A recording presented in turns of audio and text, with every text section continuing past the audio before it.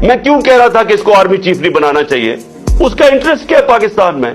वो थोड़ा सा मसला था, वो बाहर भाग जाता है। हमारे मुल्क के फैसले बाहर बैठ के कर रहा है, जो कॉन्विक्ट हुआ है, अदालत ने इसको फैसला कर दिया है, ये मुजरिम है कौम का, वो फैसले कर रहा है। उसकी बेटी दंदराती फिर रही है, जिसको मर्जी बुरा भला कहे, उनको कह रही है कि जी उसको एक्सीडेंट करवा दो, तो वो उन्होंने एक्सीडेंट करवा दिया। ये मुल्क चल रहा है हमारा। क्यों हम तबाही की तरफ पहुंच गए हैं? क्यों महंगाई के अंदर लोग डूब रहे हैं? यहां तो लोगों का जो तनख्वाहदार तबका है वो तो थोड़ी देर के बाद गुजारा ही नहीं कर सकेगा। तो कौम, मेरी गौर से मेरी बात सुन लो। मैंने फैसला किया है, मैंने फैसला किया कि आखिरी खून के तबके तक जितना मेरा कतरा है, आखिरी खून का, मैं इनका मुकाबला करूंगा।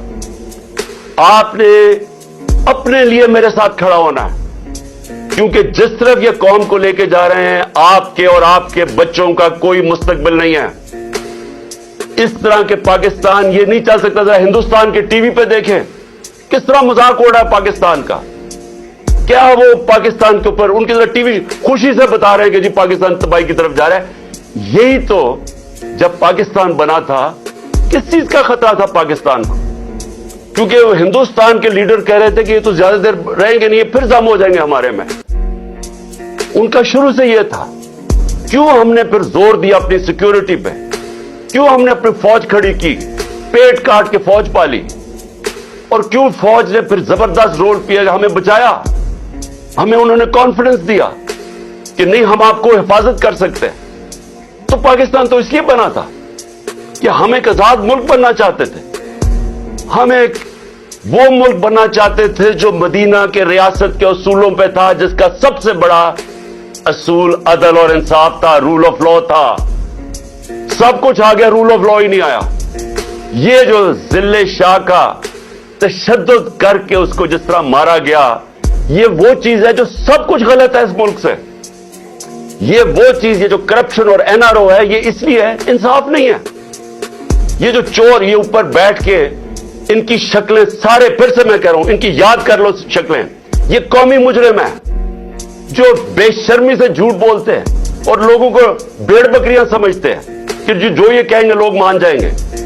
ये मुजरिम है। इस तरह के ऑफिसर्स के खिलाफ ये कौम खड़ी हो। ये जो, और मैं फिर से कहता हूं, पुलिस में कई लोग थे, हर जगह से आए कि जो वो बिल्कुल ये नहीं चाह रहे थे, वो हमारे साथ थे। सिर्फ ये जो 25 मई को करने वाले दरिंदों को यहां वापस लेके आए। और मैं इलेक्शन कमीशन से पूछता हूं कि क्या इलेक्शन कमीशन आपके हाथ में भी ये खून, आपके ऊपर भी खून है? ये हमने आपको लिस्ट भेजी थी कि जिन्होंने हमारे ऊपर जुल्म किया था, एक केयर टेकर गवर्नमेंट उनको कैसे वापस ला सकती है? वो तो न्यूट्रल होती है। क्या ये न्यूट्रल है कि हमारे मुखालिफिन को ऊपर लाके बैठा दिया? आपके हाथ पे भी खून है कि आपने इन लोगों को यहां बैठने दिया। और अब इसके बाद आपको फौरी तौर पे एक्शन लेना चाहिए कि आपको नजर नहीं आया कि आप इलेक्शन अनाउंस कर रहे हैं और वो हम इलेक्शन रैली के ऊपर तशद्दुद कर रहे हैं। क्या इलेक्शन कभी दुनिया में सुना है? दुनिया में कोई इसकी मिसाल है कि इलेक्शन के लिए पार्टी रैली करना शुरू कर रही है और उसी के ऊपर पुलिस पूरा तशद्दुद कर देती है? वाटर कैनन, जिस तरह पता नहीं हमको ये मकबूजा कश्मीर है। टीयर गैस शेलिंग, डंडों से जिस तरह मार रहे हैं लोगों को।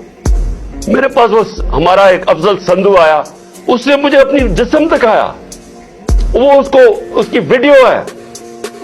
15-20 पुलिस वाले उसको डंडे से मारे। वो कर क्या रहे? वो ये आपके लोग हैं, ये पाकिस्तानी हैं, ये कोई गद्दार नहीं है, ये सियासी कारकुन है। वो जैसे उसको मार रहे हैं, वो कौन है ये लोग? और मैं आपको कहता, एक एक की आप वीडियो हमारे सामने है। मेरा अल्लाह से ये दुआ है कि अल्लाह मौका दे कि इस तरह के हैवानों को, जब आप पुलिस में ऐसे लोगों को आने देते हैं, आप मुझे बताएं कभी यूरोप में देखा है इस तरह? किसी मुल्क जिसमें कानून होता है, कभी पुलिस ऐसी हरकत कर सकती है? जब आपने कुछ किया ही नहीं है और आपके ऊपर तशद्दुद हो गया। इलेक्शन कमीशन आपको एक्ट करना पड़ेगा।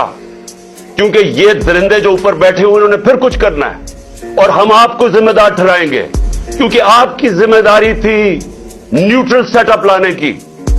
یہ نیوٹرل سیٹ اپ جو آپ لے کے آئے ہیں، جو آپ سمجھتے ہیں نیوٹرل ہے، ان کا جو بھی ہاتھ پہ خون ہوگا یہ آپ ذمہ دار ہوں گے۔